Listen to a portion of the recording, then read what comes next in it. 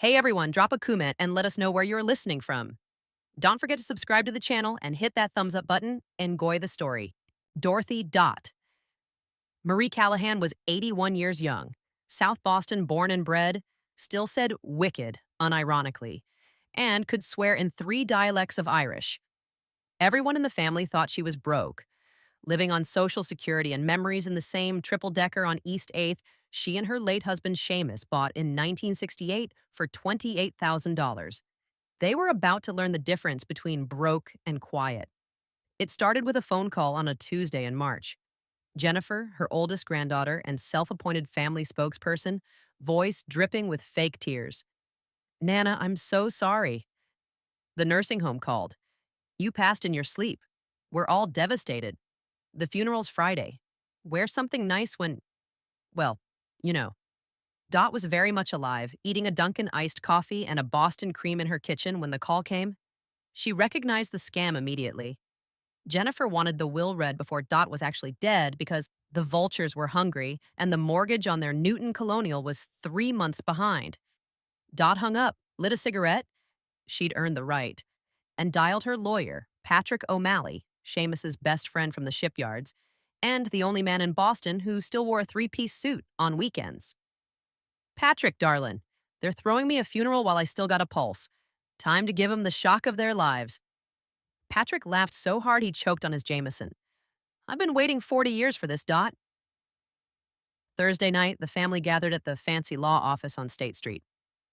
Jennifer and her plastic surgeon husband, Blake. Middle grandson, Connor, crypto bro, Tesla in the garage. Youngest granddaughter, Siobhan, TikTok influencer, 1.2 million followers, zero common sense.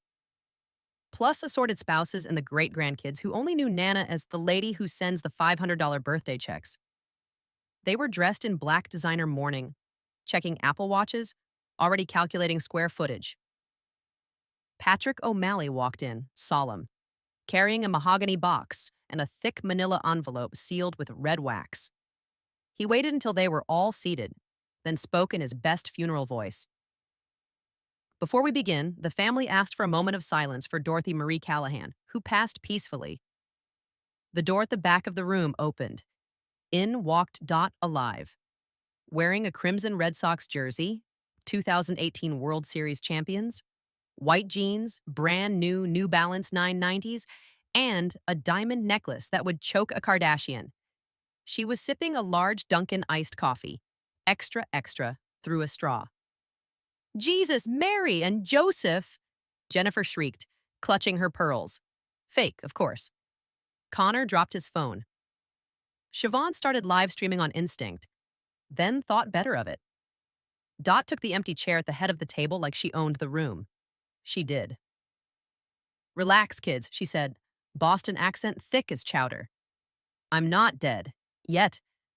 But I figured if you're all so eager to see what I'm leaving behind, we might as well do it while I can still watch your faces.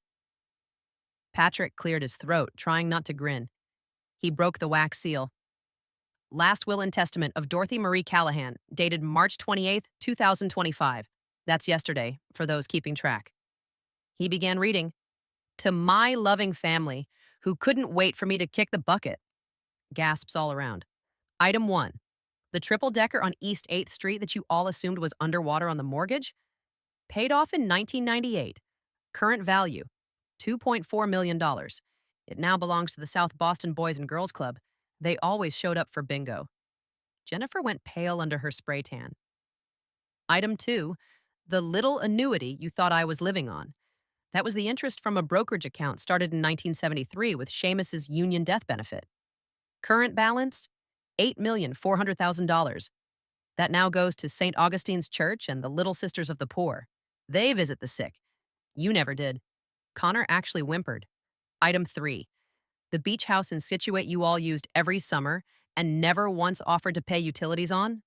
Title was always in my name only. Sold last week for $5.8 million cash. Money already wired to Dana-Farber Cancer Institute. In memory of your grandfather, who you forgot had cancer.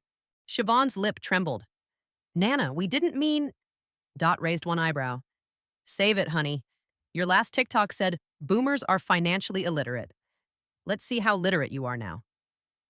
Patrick wasn't done. Item 4. The safe deposit box at Rockland Trust you all assumed held old war bonds contains the original deeds to 3 parking lots downtown, bought in the 80s for pennies. Current valuation, $11 million. Those now fund college scholarships for kids from Southie who actually call their grandmothers. Blake, the plastic surgeon, finally spoke. This is elder abuse. We'll contest. Dot stood up slowly, all 5'2" of South Boston steel. Contest what, Blake? The fact that I outlived your attention span, or that I was smart enough to never put anything in your names? She reached into her Red Sox jersey pocket and pulled out a stack of boarding passes. While you were picking out my casket, I was in Aruba, first class, with a very charming retired firefighter named Tommy who thinks I'm 72. She tossed photos on the table. Dot in a swimsuit on a catamaran, champagne, Tommy's arm around her, both of them laughing like teenagers. Jennifer was sobbing now. We're sorry, Nana, we love you. Dot leaned in close. No, sweetheart. You love the idea of my money without the inconvenience of me.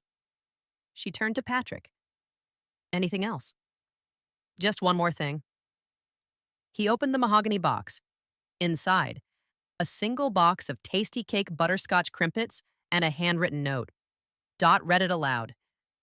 To my great-grandchildren, when you turn 25, you may each have $100,000, but only if you visited me at least 12 times a year.